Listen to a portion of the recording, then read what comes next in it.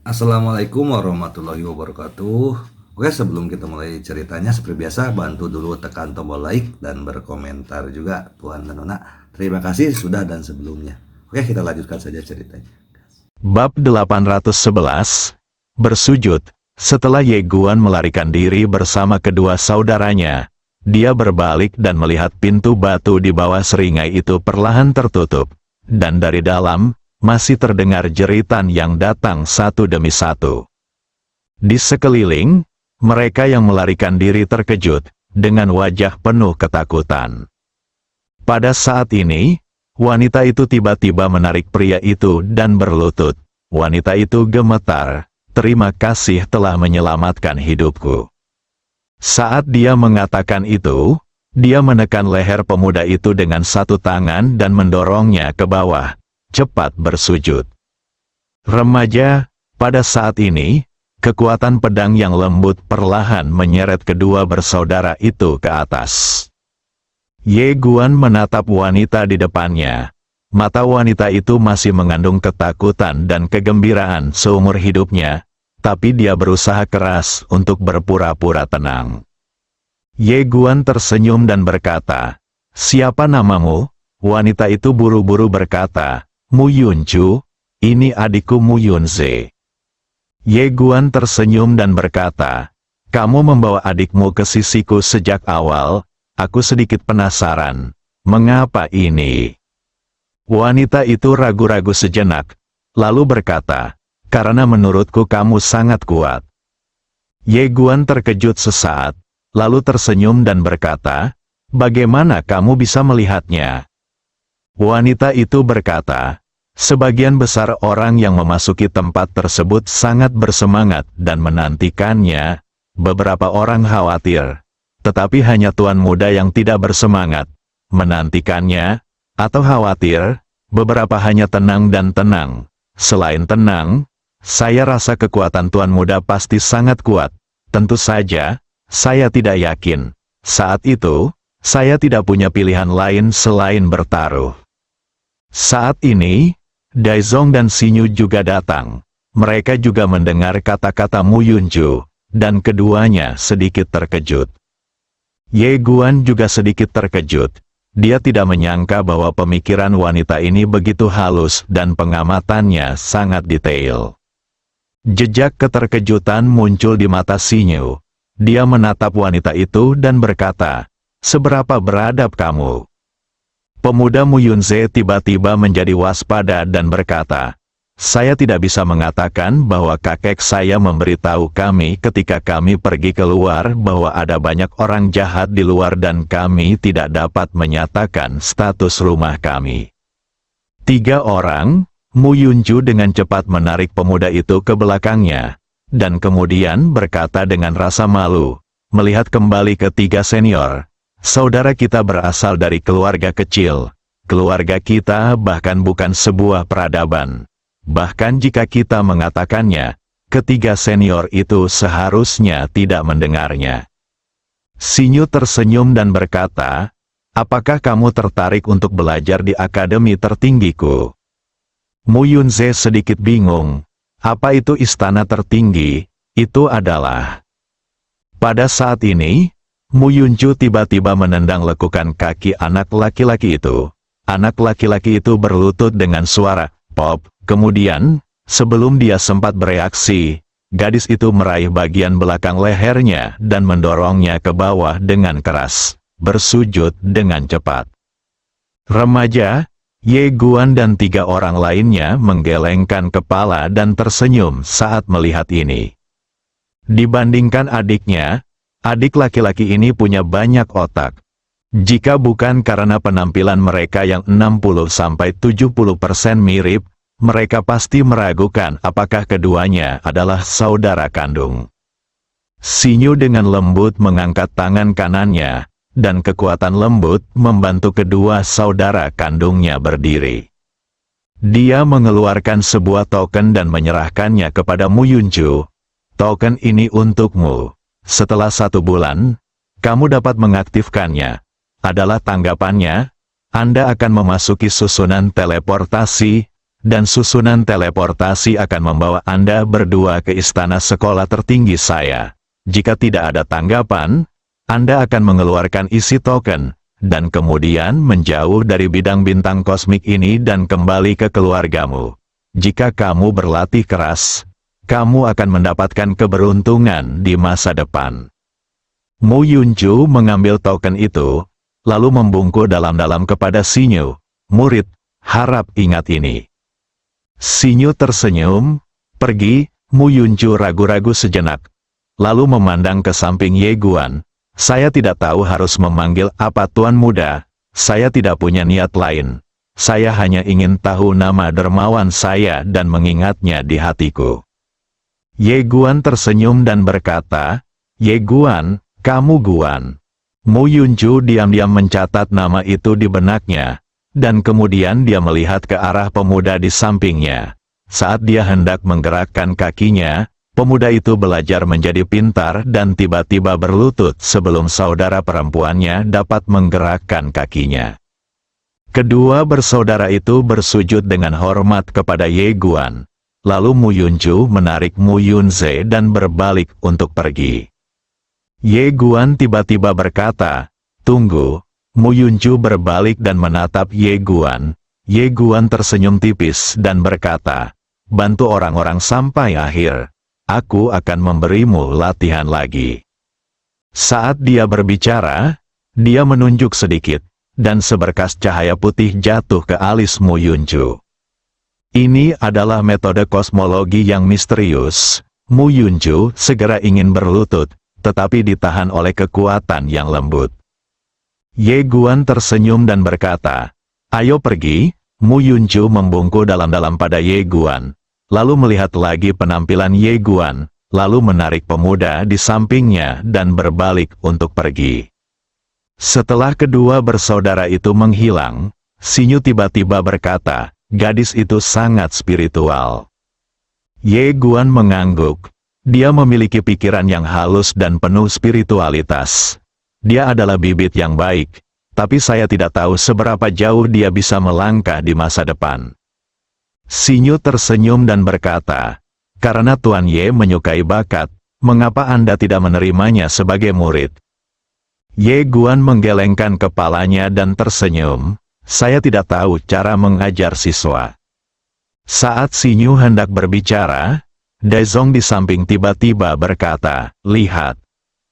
Ye Guan dan Sinyu berbalik dan melihat gerbang batu di kejauhan telah berubah menjadi merah darah di beberapa titik. Tidak hanya itu, seluruh puncak gunung secara bertahap berubah menjadi merah darah.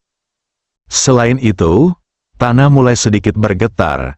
Melihat pemandangan ini, wajah Sinyu tiba-tiba menjadi gelap. Apa yang mereka lakukan? Daizong berkata dengan lembut, peradaban penyihir harus muncul kembali di dunia. Sebelum dia selesai berbicara, seluruh gunung mulai hancur berkeping-keping. Kemudian, aura menakutkan memenuhi udara, dan seluruh dunia mulai menjadi ilusi pada saat ini.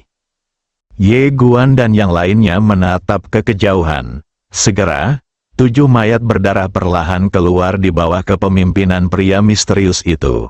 Di belakang pria misterius itu, ada sekelompok pria kuat berbaju besi. Dan aura orang-orang kuat ini sangat menakutkan.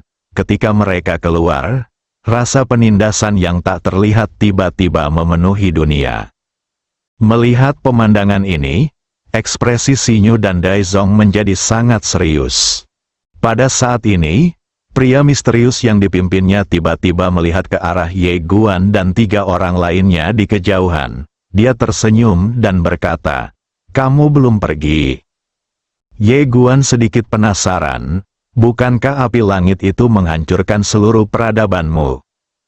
Pria misterius itu tersenyum dan berkata, tentu saja ada beberapa ikan yang lolos dari jaring.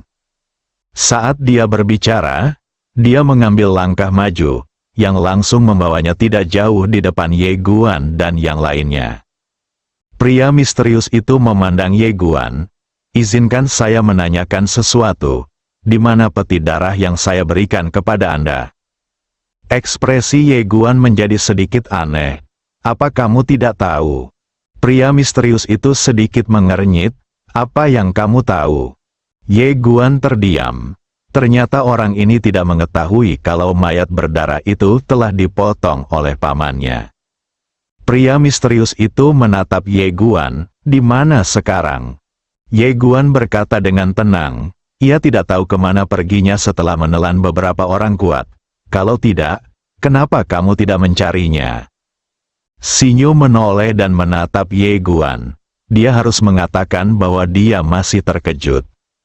Bukankah dikatakan bahwa semua pendekar pedang itu idiot? Mengapa Tuan Ye di depanku banyak berpikir? Pria misterius itu melirik ke arah Ye Guan dan berkata, kamu sama sekali tidak jujur. Tapi itu tidak masalah, itu tidak penting sama sekali. Karena itu, dia akan mengambil tindakan. Saat ini, Ye Guan tiba-tiba berkata, yang membuatku semakin penasaran adalah, apakah kamu tidak takut ketahuan oleh peradaban Tianxing ketika kamu keluar seperti ini? Pria misterius itu tersenyum dan berkata, peradaban Tianxing tidak akan lagi memperhatikan tempat ini.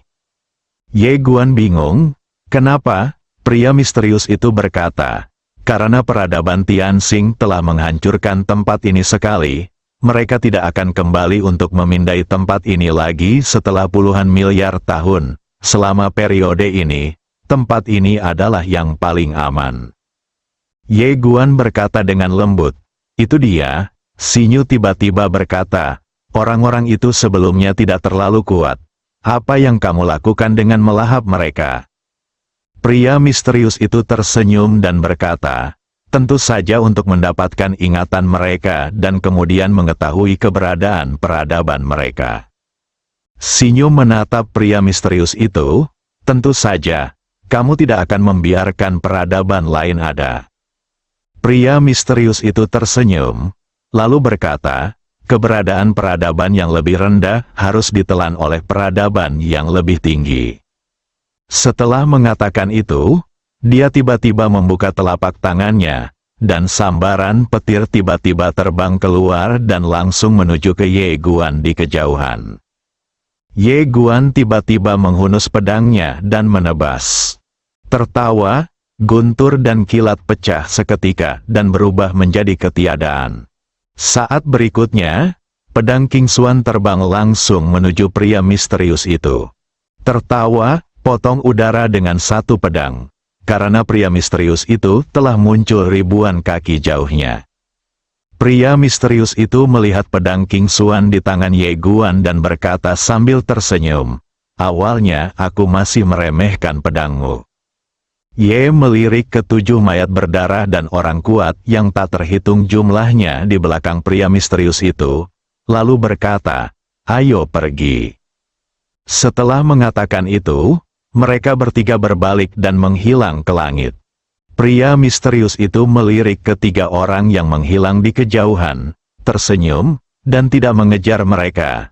Baginya, selama peradaban Tianxing tidak muncul, ini semua adalah badut di depannya dan mati terlambat. Pokoknya, semua akan mati. Pada saat ini, mayat berdarah di belakang pria misterius itu tiba-tiba berkata, anak itu tidak sederhana, pedang di tangannya sangat istimewa, dan merupakan ancaman bagi kita. Kita harus langsung menyingkirkannya. Pria misterius itu tersenyum dan berkata, Lao San, kamu pandai dalam segala hal, tapi kamu terlalu berhati-hati. Coba pikirkan, peradaban macam apa yang ada sekarang, semuanya adalah peradaban tingkat rendah, ada seperti semut. Mayat berlumuran darah itu menggelengkan kepalanya sedikit. Saudara kedua, karena kita meremehkan musuh peradaban Tianxing maka seluruh peradaban dihancurkan. Jika kita memperhatikan peradaban Tianxing di masa lalu, bahkan jika kita tidak bisa mengalahkannya, kita masih bisa melarikan diri. Pria misterius itu perlahan menutup matanya. Setelah beberapa saat, dia berkata, tentu saja saya ingin membunuh anak itu. Tapi ada hal yang lebih penting yang harus kita lakukan saat ini. Saat dia berbicara, dia membuka telapak tangannya, dan sebuah kotak kuno muncul di tangannya. Di dalam kotak itu ada karakter kuno yang misterius. Pria misterius itu memandangi karakter kuno di depannya dan berkata dengan lembut, "Prioritas utama kami adalah membiarkannya menelan aura alam semesta yang beradab, membiarkannya bangkit kembali, dan kemudian menumbuhkan pohon peri. Ini adalah fondasi peradaban kita." Mayat berlumuran darah lainnya mengangguk sedikit setuju. Bab 812, berteriak 2 kali agar tak terkalahkan. Peradaban Shuro, istana tertinggi, Ye Guan dan Xinyu duduk berhadapan. Di samping mereka ada Tai Atian dan Daizong.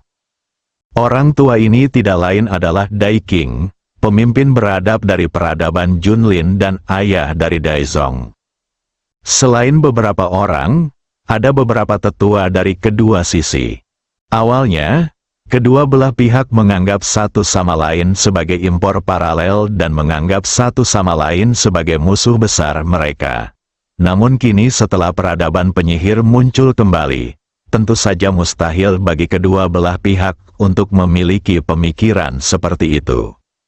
Kini bagi kedua partai, mereka adalah sekutu dekat. Saat ini, Xinyu adalah orang pertama yang berbicara. Tidak masalah jika kamu mengatakannya saja. Daizong berkata langsung, hanya ada satu pertempuran.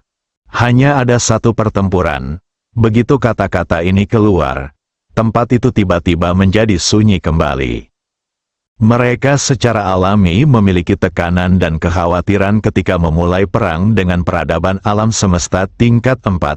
Sekalipun peradaban alam semesta tingkat 4 ini belum mencapai puncaknya, ia tetap merupakan peradaban alam semesta tingkat 4.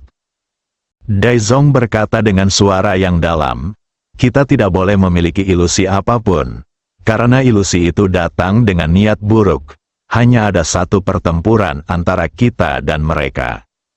Xinyu mengangguk, "Saya setuju," orang-orang lainnya mengangguk. Faktanya, jika mereka punya pilihan, mereka tetap tidak ingin bertarung dengan peradaban penyihir ini. Bagaimanapun, ini adalah alam semesta beradab tingkat 4, dan pihak lain menekan peradaban mereka. Tapi seperti yang dikatakan Daizong, hanya ada satu pertempuran antara mereka dan peradaban penyihir. Permusuhan masyarakat sebenarnya tidak disembunyikan sama sekali. Daizong berkata lagi, "Ayah, biarkan legiun pendaratan raja bersiap." Dai Qing menatap Daizong dan berkata pelan, "Saya masih membutuhkan Anda untuk mengajari saya." Daizong tidak bisa berkata-kata. Dai Qing memandang Tai Atian dan Xinyu, lalu berkata dengan serius, "Kalian berdua, pertempuran pertama antara kita dan peradaban penyihir ini adalah pertempuran yang menentukan. Jadi yang terbaik bagi kita berdua adalah tidak melakukan reservasi apapun. Selama saat pertarungan dimulai, itu akan menjadi hidup dan mati." Xinyu mengangguk sedikit, "Jangan khawatir, Yang Mulia, saat ini, peradaban Shuro kita secara alami tidak akan mempermainkan apapun. Jika kita memiliki pemikiran lain saat ini, niscaya kita akan menghancurkan diri sendiri." Dai Qing mengangguk. Faktanya, dia tidak terlalu takut memulai perang dengan peradaban penyihir. Akan lebih baik jika dia kalah. Pemenangnya adalah raja dan yang kalah adalah bandit He bisa menerimanya. Bagaimanapun, peradaban pendaratan raja juga telah menghancurkan peradaban kosmik lainnya. Yang dia takuti adalah selama pertarungan dengan Sorcerer Civilization. Sura Civilization akan melakukan gerakan kecil dan ditipu sampai mati oleh rekan satu timnya. Mati di tangan musuh berarti menunjukkan bahwa keterampilan seseorang lebih rendah daripada orang lain, dan mati di tangan rekan satu tim akan sangat memalukan. Saat ini, Daizong tiba-tiba menatap Ye Guan. "Saudara Ye, bagaimana denganmu?" Semua orang di lapangan memandang Ye Guan. Mereka tentu saja tidak asing dengan Ye Guan. Pemuda ini sekarang sangat terkenal. Bahkan peradaban Junlin tahu bahwa orang di balik pemuda ini sangat kuat. Kehancuran peradaban kuno disebabkan oleh pemuda ini. Xinyu dan Tyson juga memandang Ye Guan dengan harapan di mata mereka. Jika Ye Guan bersedia memanggil seseorang untuk membantu, itu bagus. Mereka masih sangat terkesan dengan kekuatan pendekar pedang berpakaian awan putih. Melihat tatapan penuh harap di mata Tian dan Xinyu, Ye Guan menggelengkan kepalanya dan tersenyum. Dia secara alami tahu apa maksud pihak lain, tapi tidak ada yang bisa dia lakukan untuk mengatasinya. Dia tidak memiliki informasi kontak pamannya. Pada saat itu, kita hanya bisa melihat apakah kita bisa membuat pria misterius itu berteriak tak terkalahkan 2 kali. Dia menemukan bahwa pamannya lebih peka terhadap Invincible. Daizong tersenyum lagi dan berkata, "Saudara Ye, saat ini, kamu tidak dapat menyembunyikannya lagi. Sejujurnya, saudara, saya menantikan untuk melihat kekuatan di belakangmu." Ye Guan menggelengkan kepalanya dan tersenyum. "Aku sebenarnya tidak ingin menelepon siapapun." Xinyu menghela nafas dengan suara rendah. Saat ini, Ye Guan berkata lagi, "Tentu saja, aku tahu betul bahwa setelah peradaban penyihir menghancurkanmu, aku pasti tidak akan melepaskan peradaban alam semesta Guangxuanku. Oleh karena itu, jangan khawatir, semuanya, saya pasti akan maju dan mundur bersama semua orang." Berbicara tentang ini, dia melihat ke arah Xinyu dan Tyson. "Tidak ada yang lain, selama saya di sini, peradaban Shuro akan aman dan sehat." Mendengar janji Ye Guan, Tian tiba-tiba menjadi bersemangat. Dia berdiri dan membungkuk dalam-dalam kepada Ye Guan. "Atas nama peradaban Shuro, saya ingin mengucapkan terima kasih kepada Tuan Ye." Melihat pemandangan ini, Daizong, ayahnya dan yang lainnya sedikit terkejut. Kekuatan Tian ini berada di puncak Dao Dao. Tetapi pihak lain begitu bersemangat dengan perkataan pemuda ini sehingga dia bahkan memberi hormat. Mungkinkah ada alam Dao Dao yang kuat di belakang pemuda ini? Daizong melirik Ye Guan. Tatapan rumit muncul di matanya. Dia tahu bahwa dia telah meremehkan saudara Ye ini. "Tentu saja, saya lebih bersyukur karena saya tidak gegabah menjadi musuhnya. Jika tidak, peradaban Junlin akan semakin sulit sekarang." Pada saat ini, Tai Ananda tiba-tiba muncul di lapangan. Dia memandang ke semua orang, lalu berkata dengan suara yang dalam, "Peradaban penyihir sedang menanam pohon." Mendengar ini, semua orang sedikit terkejut. Xinyu sedikit mengernyit, "Menanam pohon?" Tai Ananda mengangguk, "Ya, tepat di langit berbintang." Ye Guan tiba-tiba berkata, "Mereka pasti ingin menghidupkan kembali pohon abadi." Pohon abadi? Ekspresi Xinyu dan Daizong menjadi gelap. Di alam rahasia itu, mereka mendengar pria misterius itu memperkenalkan pohon peri. Dan tidak mudah untuk melestarikan karakter kuno itu meskipun Tian Xingwo hancur. Daizong segera berkata, "Kita harus menghentikan mereka." Xinyu juga mengangguk. "Kita tidak bisa duduk diam dan menunggu kematian sekarang, kita harus mengambil inisiatif." Daizong langsung berdiri. Besok, kedua pasukan kita akan berkumpul untuk melawan mereka sampai mati." Tian mengangguk. "Tidak masalah." Daizong mengepalkan tinjunya pada Xinyu dan Tian. "Sampai jumpa besok." Setelah mengatakan itu, dia menatap Ye Guan lagi dan berkata sambil tersenyum, "Saudara Ye, sampai jumpa besok." Ye Guan mengangguk. "Sampai jumpa besok." Daizong dan Dai King berbalik dan pergi bersama semua orang. Xinyu memandang Tian. "Kepala Tian, bersiaplah." Tian lalu berbalik dan pergi. Segera, dalam peradaban Shuro, aura kuat naik ke langit. Xinyu memandang Ye Guan di depannya, lalu tersenyum dan berkata, Tuan Muda Ye tidak benar-benar ingin berbaring di air berlumpur ini. Ye Guan menggelengkan kepalanya, seperti yang baru saja saya katakan. Setelah peradaban penyihir menghancurkan Anda, saya tidak akan melepaskan alam semesta Guangxuan saya. Oleh karena itu, bahkan jika saya tidak mengambil tindakan sekarang, saya pasti harus mengambil tindakan di masa depan. Jika ini masalahnya, mengapa tidak sekarang? Bentuklah aliansi denganmu. Tidak, kami sudah menjadi sekutu sekarang. Sinyu tersenyum tipis. Tuan Ye, saya ingin tahu tentang sesuatu, bisakah Anda membantu saya menjelaskannya? Ye Guan berkedip, tidak bisakah aku bertanya? Sinyu segera menggelengkan kepalanya, tidak, aku harus bertanya. Ye Guan sedikit tidak berdaya, kalau begitu kamu bertanya.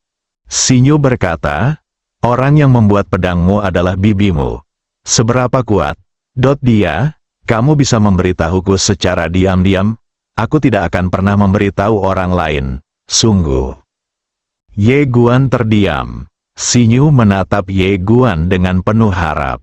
Ye Guan tersenyum dan berkata, ingin mendengar kebenaran atau kebohongan. Sinyu berkata, tentu saja itu kebenarannya. Ye Guan tersenyum dan berkata, di puncak peradaban penyihir, mereka seharusnya tidak bisa mengambil pedang bibiku. Sinyu tercengang, Ye Guan tersenyum, berbalik dan pergi tanpa berkata apa-apa lagi. Saat ini, Sinyu tiba-tiba berkata, aku percaya padamu. Ye Guan menoleh untuk melihat Sinyu, yang tersenyum dan berkata, sungguh. Ye Guan tertawa dan tidak berkata apa-apa lagi. Karena akan ada pertempuran yang menentukan besok, peradaban Shuro secara langsung dimobilisasi pada saat ini, orang-orang kuat yang tak terhitung jumlahnya yang mundur dilepaskan lebih awal, dan orang-orang kuat di luar juga dipanggil kembali. Di dalam seluruh peradaban Shuro, aura kuat terus bermunculan. Tai Atian dan Xin Yu juga membantu. Di bawah pengaturan mereka, beberapa anak muda diam-diam dikirim ke Guangxuan Universe. Bukan karena mereka tidak mempercayai Ye Guan. Itu terutama karena mereka harus membuat rencana yang lengkap demi mewarisi peradaban. Sekalipun peradaban Shuro dikalahkan dalam pertempuran ini, peradaban Shuro dapat terus diwariskan. Malam ini ditakdirkan menjadi malam tanpa tidur bagi peradaban Shuro. Dan Ye Guan datang ke lautan bintang tempat mereka berada sebelumnya dengan sebuah pikiran. Langit penuh bintang dan pemandangannya masih sama. Namun yang berbeda dari sebelumnya adalah sekarang sangat sepi, dengan sedikit orang. Dengan satu pemikiran, Ye Guan berjalan ke pohon kuno di langit berbintang dan duduk. Kali ini, dia tidak akan memanggang ayam, tetapi seekor domba utuh.